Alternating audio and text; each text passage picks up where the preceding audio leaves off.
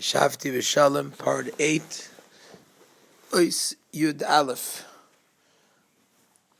So we just explained why the Avodah of Yaakov and of every Jew in this world is specifically to take the stones, and it's specifically the stones that become a Beis Elikim, a house for Hashem. Because it's specifically in the lowest aspect of the world that one reveals the essence of Hashem. And what we explained is that there's two things that a person does in his avodah in this world. There's the avodah of Torah and mitzvahs. Torah and mitzvahs is a spiritual avodah. It's true that when a person learns Torah, the Torah came down into physical things.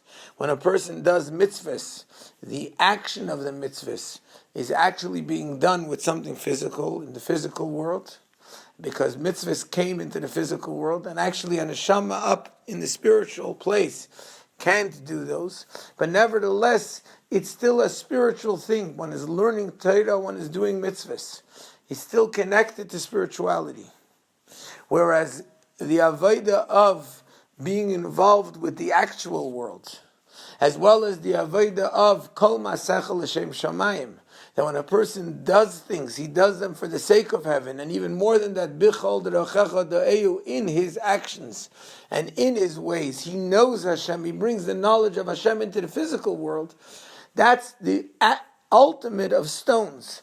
That's the concept of stones, of being involved with the world.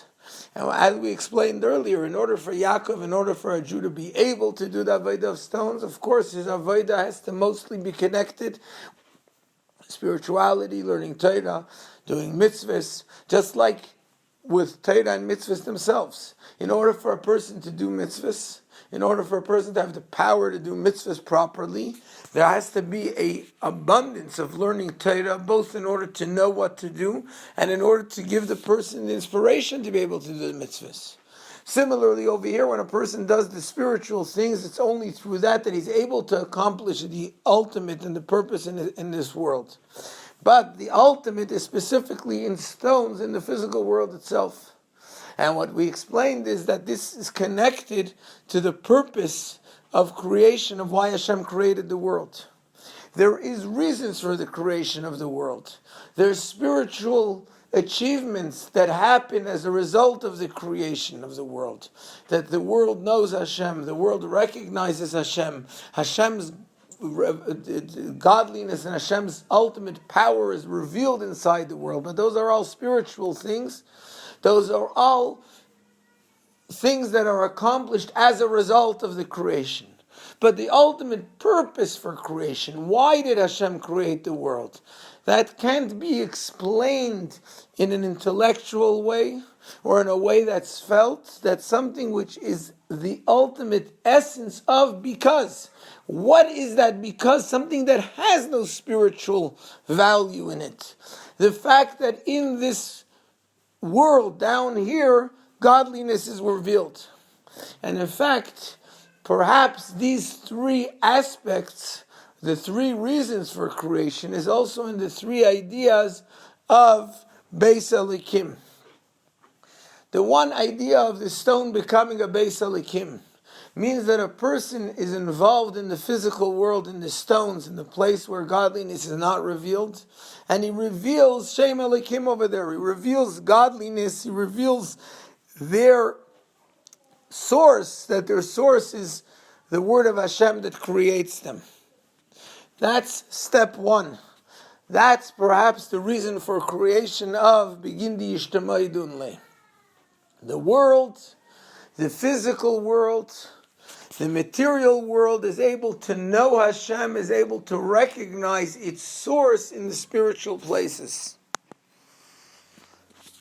There's a second idea, which is Beis Elikim, and that's the fact that Elikim really is a higher level, what we now call Havaya, the godliness that's above the world, revealing in the world or through the world, through our Avodah, through our working in the physical world, in the stones. We take the Evan and we make it a Beis Elikim, we reveal Shem Havaya that's above the world. that which in the future will be called Elikim. Now it's called Havaya, which means a higher level of godliness that's beyond just the source of the world, but something which is higher than the world. And that's a second concept, the ultimate, the perfection, the completion of Hashem's powers, of Hashem's action is revealed in the world. That's Beis Elikim through the stone. And there's a third idea. And the third idea is that Beis Elikim means it becomes a house and a place where the very essence of Hashem is revealed. And that is not something which is accomplished through an achievement, but rather through the very essence of the fact of revealing godliness in the physical world, that is the desire of Hashem himself, of Atzmos, of the essence of Hashem, and it's there that becomes a bias, a place where Atzmos, where the essence of Hashem is revealed. And that's the third level, that's the main idea, which is the ultimate purpose for creation, that the essence of Hashem wanted, for no reason that can be explained, because that's what he wanted. The essence of Hashem, which isn't revealed in an intellectual place, Havaya, it's not revealed in an emotional place, Elikim, it's the essence itself. And it's the essence itself that's revealed when a person makes a dwelling place for Hashem in the lowest place in the world through Kol Masecha L'Shem Shamayim, and even more than that, B'chol D'rachecha Deyu. And now the Rebbe continues to tell us that in truth, this concept and this idea is not only the Avanim, the stones, which are the world.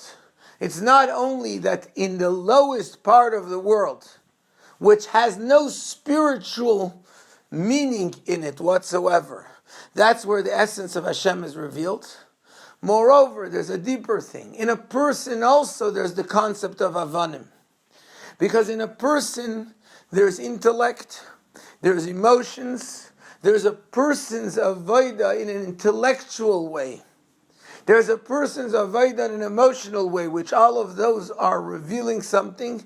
And there's the lowest level of the person, the stones of the person, which that's the simple Kabbalah soil, the simple action which comes from just because Hashem said so, just because this is the reality. There's no intellectual feeling, and there's no emotional feeling in it. And this is what we call oisiyos. Stones are called oisiyos, which are letters. In Sefer Yetzirah, when it talks about the creation of the world, so it says over there that Shnei Avanim Boinos Shtei Batim. 2 stones build 2 homes. And what does that mean in the most superficial or simple sense? An Evan, a stone, is a letter. A letter has nothing in it. Letter Aleph, it has no content. The letter Beis has no content. The letter Aleph is an ois. It's like a stone. The letter Beis is an ois. It's like a stone. Take the 2 of them together. Shnei Avanim. These 2 stones. You take them and you put them together. And you can build 2 houses. What are the 2 houses? A house is something where a person can live in. And so also the house, meaning a word.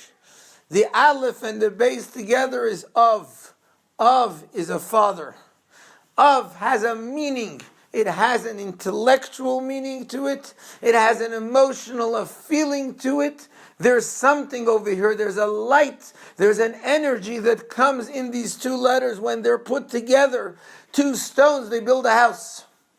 2 houses, because you can take those same 2 stones and make the word ba, which means to come.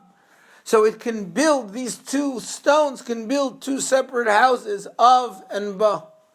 Now the essence of the concept is, just like the stone itself is nothing, the stone itself has you can't use it for anything. There's nothing to it, but when you take it and you use it to build a house, in this house a person can live. So also over here, the letter itself has no content, no meaning, there's nothing to it.